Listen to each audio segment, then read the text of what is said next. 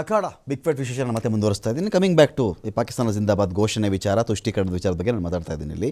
So what next Dileep? ಆಯಿತು, ವರದಿ ಕೊಟ್ಟರು. 5 ಕೇಸ್ಗಳಲ್ಲಿ ಬಿ ಮತ್ತು ಸಿ ರಿಪೋರ್ಟ್ಗಳು, 7 ಪ್ರಕರಣಗಳು ಇನ್ನೂ ಕೂಡ ತನಿಖಾ ಹಂತದಲ್ಲಿದೆ, ವಿಚಾರಣೆ ಮುಂದುವರಿತಾ ಇದೆ.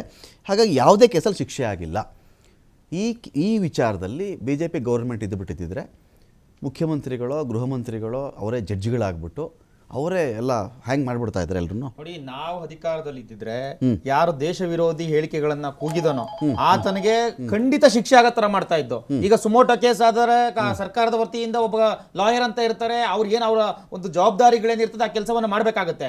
ಈಗ 17 ಕೇಸ್ಗಳಲ್ಲಿ ಸುಮಾರು 6 ಕೇಸ್ಗಳು ಸುಮೋಟೋ ಇದಾವೆ, ಇನ್ನು 6 ಕಂಪ್ಲೇಂಟ್ ಕೊಡ್ತಕ್ಕಂಥವಾಗಿದ್ದಾವೆ. ಸೊ ಈ ವಿಚಾರದಲ್ಲಿ ಸರ್ಕಾರ ಜವಾಬ್ದಾರಿನೂ ಇರುತ್ತೆ ಸರ್. ಒಂದು ಮತ್ತೆ ಪುಲ್ವಾಮಾ ಕೇಸಲ್ಲಿ ಎಷ್ಟು ಜನ ನೆನ್ಗಾಕಿದ್ರಿ ಹೇಳಿ, ನಿಮ್ಮ ಅವಧಿಯಲ್ಲಿ ಆಗಿದ್ದು ಎಷ್ಟು ಜನ ನೆನ್ಗಾಕಿದ್ರಿ ಹೇಳಿ ಸರ್. ಪುಲ್ವಾಮಾ ಕೇಸ್ನಲ್ಲಿ 19 ಜನದಲ್ಲಿ ಇಷ್ಟನ್ನು ಹಿಡಿದ್ರಿ ಹೇಳಿ ನೀವು ಫಸ್ಟ್. ಸರ್ ಒಂದ್ ನಿಮಿಷ ಸರ್. ಪುಲ್ವಾಮಾ ಕೇಸ್ನಲ್ಲಿ ಪ್ರತಿಯೊಬ್ಬರನ್ನು ಸಹ ಹಿಡಿತಕ್ಕಂತ ಪ್ರಯತ್ನಗಳಾಗ್ತಾ ಇದೆ. ಪ್ರಯತ್ನ ಅಲ್ಲ ಸರ್, ಪುಲ್ವಾಮಾ ಕೇಸ್ನಲ್ಲಿ ಸೈನಿಕರು ಪ್ರತಿಯೊಬ್ಬರನ್ನು ಹೊಡೆದಾಕ್ತಕ್ಕಂಥ ಕೆಲಸವನ್ನ ಮಾಡಿದ್ದಾರೆ. ಹಿಡ್ಕೊಂಬಂದು ಕಾಂಗ್ರೆಸ್ಗೆ ಸಾಕ್ಷಿ ಕೊಡಕ್ಕಾಗಲ್ಲ. ನಾವು ನೋಡಿ ಇಂತಿಂತವ್ರು ಹೊಡೆದಿದ್ದೀವಿ ಅಂತ ಹೇಳಿ ಒಬ್ಬೊಬ್ಬರನ್ನ ಡೆಡ್ ಬಾಡಿ ತೆಗೆದುಕೊಂಡು ಕೊಡಕ್ಕಾಗಲ್ಲ. ನಮ್ಮ ಸೈನಿಕರುಗಳು ಧೈರ್ಯ ತೋರಿಸಿದ್ದಾರೆ, ಬಾರ್ಡರ್ ನಲ್ಲಿ ಹಿಡಿದಿದ್ದಾರೆ, ಬಾರ್ಡರ್ ನಲ್ಲಿ ಹೊಡೆದಿದ್ದಾರೆ. ಅದೆಲ್ಲ ನಿಮ್ಮ ನ್ಯೂಸ್ ಮೀಡಿಯಾಗಳಲ್ಲೇ ಬಂದಿದೆ, ನೀವು ಗಮನಿಸಿದ್ದೀರಿ. ದಿಲೀಪ್ ಏನ್ ಗೊತ್ತೇನ್ರಿ, ಜನಗಳು ದಿಕ್ ತಪ್ಪಿಸ್ಬೇಡ್ರಿ. ಒಂದ್ ನಿಮಿಷ ಕೇಳಿಸ್ಕೊಳ್ಳಿ. ನಾನು ಕೇಳ್ತಿರೋದೇನು, ಗುಂಡಿನ ಚಕಮಕಿ, ಬಾರ್ಡರ್ ಆಗ್ತಕ್ಕಂಥ ಚಕಮಕಿಗಳು, ಹತ್ಯೆ, ಇದು ಬೇರೆ ಭಾಗ. ಪುಲ್ವಾಮಾ ಕೇಸಲ್ಲಿ NIA ಅವರೇ ಚಾರ್ಜ್ ಶೀಟ್ ಮಾಡಿರತಕ್ಕಂತಹ 1 ರಿಂದ 19ರವರೆಗಿನ ಆರೋಪಿಗಳು ಈಗ ಎಲ್ಲಿದ್ದಾರೆ? Simple question. ನಿಮ್ ಬೇಕಾರೆ ವೀಕ್ಷಕರೇ ಯಾರಿಗಾದ್ರೂ ಇದ್ರ ಬಗ್ಗೆ ಅನುಮಾನ ಇದ್ರೆ ಈಗಲೇ ಹೋಗಿ Pulwama case NIA charge sheet ಅಂತ ಒಂದು ಸರ್ಚ್ ಕೊಡಿ. ಮೊಬೈಲ್ಗಳು ಓಪನ್ ಮಾಡಿ ನಿಮ್ಮದು 1 ರಿಂದ 19 ಜನದವರೆಗೂ ಆರೋಪಿಗಳಿದ್ದಾರೆ. If I am not wrong, ಇದರಲ್ಲಿ ಒಬ್ಬರೋ ಇಬ್ಬರೋ ಸಹಜವಾಗಿ ಅವ್ರು ಸತ್ತೋಗಿದ್ದಾರೆ. ಈಗ ದಿಲೀಪ್, ನನ್ನ ಹತ್ರ ನಾನು ಅಥಾರಿಟಿಯಾಗಿ ಮಾತಾಡ್ತೀನಿ ರೀ ಈ ವಿಚಾರದಲ್ಲಿ. ನೀವು ಮಧ್ಯೆ ಬಾಯಿ ಹಾಕ್ಬಿಟ್ಟು ನೀವು ಅರ್ಧಂಬರ್ಧ ಇನ್ಫಾರ್ಮೇಷನ್ ಕೊಡ್ಕೊಡ್ದು. ಇದರಲ್ಲಿ ತೀರಾ ಮೊನ್ನೆ ಪುಲ್ವಾಮಾ ಪ್ರಕರಣದ ಒಬ್ಬ ಶಂಕಿತ ಹೃದಯಾಘಾತ ಆಗಿರೋ ಸತ್ತೋಗಿದ್ದಾನೆ. ಅವನು ಹಿಡ್ಕೊಂಡು ಬಂದಿಲ್ಲ. ಇವುಗಳಿಗೆ ಉತ್ತರ ಬೇಕಲ್ವ ನಮಗೆ? ನಾವು ಕೇಳಬಾರ್ದ ಇದ್ರ ಬಗ್ಗೆ? ಇದು ಗುಂಡಿನ ಚಕಮಕಿ, ಅಲ್ಲಿ ಏನೋ ಆದಾಗ, ಘಟನೆ ಆದಾಗ ಏನೋ ಸಾಯಿಸಿದ್ದು ಬೇರೆ. ಮಾಸ್ಟರ್ ಮೈಂಡ್ಗಳ ಬಗ್ಗೆ, ಸಂಚು ಮಾಡಿದವ್ರ ಬಗ್ಗೆ, ಆ ಇಕೋ ಕಾರನ್ನು ಕೊಟ್ಟವ್ರ ಬಗ್ಗೆ, ಅದರಲ್ಲಿ ಬಾಂಬು ಸಾಮಗ್ರಿಗಳನ್ನ ತುಂಬಿಸೋದ್ರ ಬಗ್ಗೆ ಇವರೇ ಬರೆದಿರೋ ಚಾರ್ಜ್ ಶೀಟಲ್ಲಿ ಎಷ್ಟು ಜನ ಹಿಡ್ಕೊಂಬಂದಿದ್ರಿ ಅಂತ ಕೇಳಿದ್ರೆ ಸಾಕ್ಷಿ ಕೊಡೋಕ್ಕಾಗುತ್ತಾ? ಅಂದರೆ ಚಾರ್ಜ್ ಶೀಟ್ ಮತ್ತೆ ಯಾಕ್ರಿ ಹಾಕಿದ್ರಿ? ನಾವು ಸಾಕ್ಷಿ ಕೊಡಲ್ಲ, ಚಾರ್ಜ್ ಶೀಟ್ ಹಾಕಿ ಬಿಟ್ಬಿಡ್ಬೇಕಾಗಿತ್ತು ಹಂಗಾರೆ ನೀವು? ಸರ್ ನೋಡಿ, ಈಗ ಇದ್ರೊಳಗೆ ಯಾರು ಬೇಕಾದ್ರೂ ಯಾರ್ಯಾರು ಪಾಲ್ಗೊಂಡಿದ್ರೋ ಅವ್ರನ್ನೆಲ್ಲರನ್ನು ಸಹ ಗುರುತಿಸಿ ಬಂಧನ ಮಾಡ್ತಕ್ಕಂಥ ಕೆಲಸ ಒಂದು ಕಡೆ ಆಗಿದೆ. ಮತ್ತೊಂದು ಕಡೆ ಕೆಲವರು ಜನ, ತುಂಬಾ ಜನ, ಅದೊಡೆ ನೀವೇನೇನು ಹೆಸರುಗಳು ಹೇಳಿದ್ರು ಅಥವಾ ಲಿಸ್ಟ್ಗಳು ಕೊಟ್ಟರು, ಅದೊಡೆ ತುಂಬಾ ಜನನ ಸೈನಿಕರು ಗುಂಡೇಟಿಗೆ ಬಲಿಯಾಗಿರೋರು ಇದ್ದಾರೆ. ತುಂಬಾ ಜನ ಇದ್ದಾರೆ. ನೀವು ಲಿಸ್ಟ್ ನೋಡಿ, ನೀವು 19 ಜನ ಹೇಳ್ತಾ ಇರ್ಬೋದು, ಅದೊಡೆ ತುಂಬಾ ಜನ ಸಾವಿಗೀಡಾಗಿದ್ದಾರೆ, ಗುಂಡೇಟಿಗೆ ಬಲಿಯಾಗಿದ್ದಾರೆ. ಸರ್ ಹಂಗಂತ ಹೇಳಿ ತಪ್ಪಿಸ್ಕೊಂಡ್ಬಂದು ಪಾಕಿಸ್ತಾನದಿಂದ ಮಾತು ಅಲ್ಲ ಸರ್. ಅಲ್ಲ, ಒಂದು ನಿಮಿಷ ಕೇಳಿಸ್ಕೊಳ್ಳಿ. ನಮ್ಮ ದೇಶದ NIA ಬಗ್ಗೆ ಲವಲೇಶದ ಮಾಹಿತಿ ಇಲ್ದಿರೋರು ಈ ಥರ ಮಾತಾಡ್ತಾರೆ ರೀ. 50 ಪೈಸೆ ಮಾಹಿತಿ ಇಲ್ದಿರೋರು ಮಾತ್ರ ಹಿಂಗೆ ಮಾತಾಡೋಕ್ಕೆ ಸಾಧ್ಯ. ನಾನು ಡೀಟೇಲಾಗಿ ಹೇಳ್ತಾ ಇದ್ದೀನಿ, ಸರ್ಚ್ ಮಾಡಿ ಅಂತ ಹೇಳ್ತಾ ಇದ್ದೀನಿ. ಆ ಸಂಸ್ಥೆ ಒಂದು CBI ಒಂದು ಚಾರ್ಜ್ ಶೀಟ್ ಬರೆದಾಗ, NIA ಒಂದು ಚಾರ್ಜ್ ಶೀಟ್ ಬರೆದಾಗ, ED ಒಂದು ಚಾರ್ಜ್, ನಾವು ರೆಸ್ಪೆಕ್ಟ್ ಮಾಡ್ಬೇಕ್ರಿ. ಅದನ್ನು ನಂಬೇಕು ನಾವು. ಹೊಡೆದಾಕ್ಬಿಟ್ಟಿದ್ದಾರೆ, ಅವ್ರು ಹೊಡೆದಾಕ್ಬಿಟ್ಟಿದ್ರೆ ಅವ್ರು ಅಲ್ಲಿ ಯಾಕೆ ಗುರುತಿಸ್ತಾ ಇದ್ರು ಅವ್ರನ್ನ? ಒಂದು ರಿಪೋರ್ಟ್ ಬಂತು, ಒಳ್ಳೆ ಕಥೆ ಗಮನಿಸಿದ್ದೀರಾ? ಜಮ್ಮು ಕಾಶ್ಮೀರದ ಬಾರ್ಡರ್ ಅಲ್ಲಿ 4 ಜನರನ್ನ ಎನ್ಕೌಂಟರ್ ಮಾಡಿ ಸೈನಿಕರು ಗುಂಡೇಟಿಗೆ ಬಲಿಯಾದ್ರು ಅಂತ ಹೇಳಿ ಪಾಲ್ಗೊಂಡಿದ್ದಾರೆ.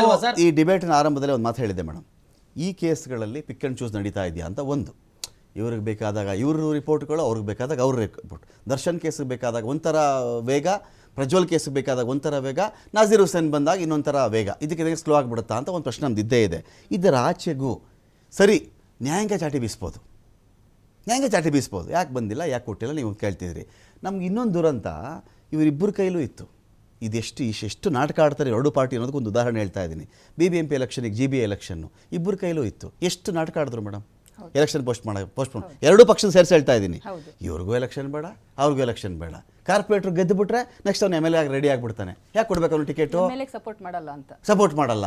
ಇಬ್ರದ್ದು ನಾಟಕನೇ ಅಲ್ವಾ? ಸೊ ಹಿಂಗಿದ್ದಾಗ ಎಲ್ಲಿ ಬೇಕಲ್ಲಿ ಸ್ಪೀಡು ಗೇರ್ ಚೇಂಜ್ ಮಾಡ್ಬಿಡೋದು, ಎಲ್ಲಿ ಬೇಕಲ್ಲಿ ಗೇರ್ ಉಲ್ಟಾ ಮಾಡ್ಬಿಡೋದು. ಈ ಕೇಸ್ ನಡೀತಿದೆ ನಮ್ಮಲ್ಲಿ ಅಂತ. ನೀವು GBA ಎಲೆಕ್ಷನ್ಸ್ ಹೇಳಿದ್ದು 100% ಕರೆಕ್ಟ್. BJP ಟೈಮಲ್ಲೇ ಇರಬೇಕಾದ್ರೆ ಆಗಬೇಕಾಗಿತ್ತು. MLA ಅವರ ಫಾಲೋವರ್ಸ್ಗೆ ಟಿಕೆಟ್ ಸಿಕ್ಕುತ್ತೆ.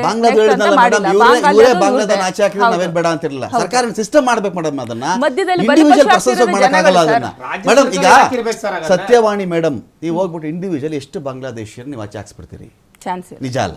ದಿಲೀಪ್ ಹೋದ್ರು ಹಾಕಕ್ಕಾಗಲ್ಲ, ಆಗಲ್ಲ. ನಾನು ಹೋದ್ರು ಹಾಕಕ್ಕಾಗಲ್ಲ. ನನ್ನ ಪಾಯಿಂಟ್ ಏನಿಲ್ಲಿ, ಸಿಸ್ಟಮ್ಗೆ ಒಪ್ಸ್ರಯ್ಯ ಅದನ್ನ, ನಮ್ಮ ಎಂ ಪಿಗಳು ಕೇಳ್ಕೊಳ್ಳಿ ಅದನ್ನ, ಕಾಂಗ್ರೆಸ್ ಎಂ ಪಿನೂ ಕೇಳಲಿ, ಬಿಜೆಪಿ ಎಂ ಪಿನೂ ಕೇಳಲಿ. Very simple sir. ಈಗ ಆಧಾರ್ ಕಾರ್ಡ್ ಕರೆಕ್ಷನ್ಸ್ ಯಾರ ಕೈಲಿ ಇರುತ್ತೆ, ಡಾಕ್ಯುಮೆಂಟ್ಸ್ ಕೊಟ್ಟಾಗ ಅಲ್ಲಿ ಕರೆಕ್ಟ್ ಆಗಿ ಇದೆಯಾ ಇಲ್ಲ ಅಂತ ಚೆಕ್ ಮಾಡೋರು ಯಾರು, ಅದನ್ನ ನೀವು ಅಲ್ಲಿ ಸ್ಕ್ರೂಟನ್ ಮಾಡಿದ್ರೆ ಇಲ್ಲಿ ಯಾಕಾಗುತ್ತೆ? Number 1 question.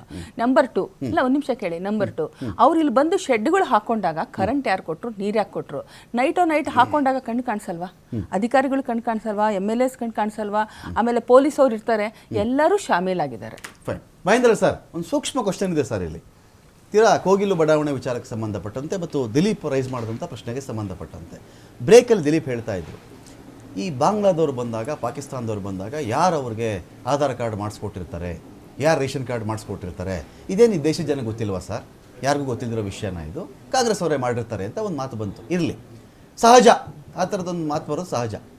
ಇದೇ ವಿಚಾರ ಕೋಗಿಲು ಕ್ರಾಸ್ ಬಡಾವಣೆ ವಿಚಾರದ ನಿವಾಸಿಗಳಿಗೆ ಸಂಬಂಧಪಟ್ಟಂತೆ ನಾವು ರೈಸ್ ಮಾಡಿದಾಗ ಇದೇ ಥರ ಪ್ಯಾನಲಿಸ್ಟ್ ಒಬ್ಬರು ಒಂದು ಮಾತು ಹೇಳಿದ್ರು, ಅಲ್ಲ ರೀ, ನಾವೇ ಅವ್ರಿಗೆ ಆಧಾರ್ ಕಾರ್ಡ್ ಮಾಡಿಸ್ಕೊಟ್ಬಿಟ್ಟು, ನಾವೇ ರೇಷನ್ ಕಾರ್ಡ್ ಮಾಡಿಸ್ಕೊಟ್ಬಿಟ್ಟು, ನಾವೇ ಮನೆ ಹೊಡೆದಾಕ್ಬಿಟ್ಟು ನಾವೇ ಅವ್ರನ್ನ ವಿರೋಧ ಕಟ್ಕೋತೀವೇನ್ರಿ, ಇದು ಯಾವ ಲಾಜಿಕ್ ಮಾತಾಡ್ತಾ ಇದ್ದಾರೆ ರೀ ಅಂತ ಹೇಳಿ ಇದೇ ಕಾಂಗ್ರೆಸ್ ಪ್ಯಾನಲಿಸ್ಟ್ ಹೇಳಿದ್ರು ಸರ್. ಎರಡರಲ್ಲಿ ಯಾವ್ದು ನಿಜ ಇವಾಗ? ಆಯಿತು, ಕಾಂಗ್ರೆಸ್ ಅವರೇ ಮಾಡಿಕೊಟ್ಟಿದ್ದಾರೆ ಇವ್ರಿಗೆ ಆಧಾರ್ ಕಾರ್ಡ್ ಅವರೇ, ಪಾಸ್ಪೋರ್ಟ್ ಅವರೇ, ವೀಸಾ ಅವರೇ, ರೇಷನ್ ಕಾರ್ಡ್ ಅವರೇ, ಕರೆಂಟ್ ಬಿಲ್ ಅವರೇ, ಗ್ಯಾಸ್ ಎಲ್ಲ ಅವರೇ ಅಂತ ಆದರೆ ನಾನು ಯಾಕೆ ಮನೆ ಹೊಡೆದಾಕ್ಲಿ? ನನ್ನ ಜನ ಅಲ್ವಾ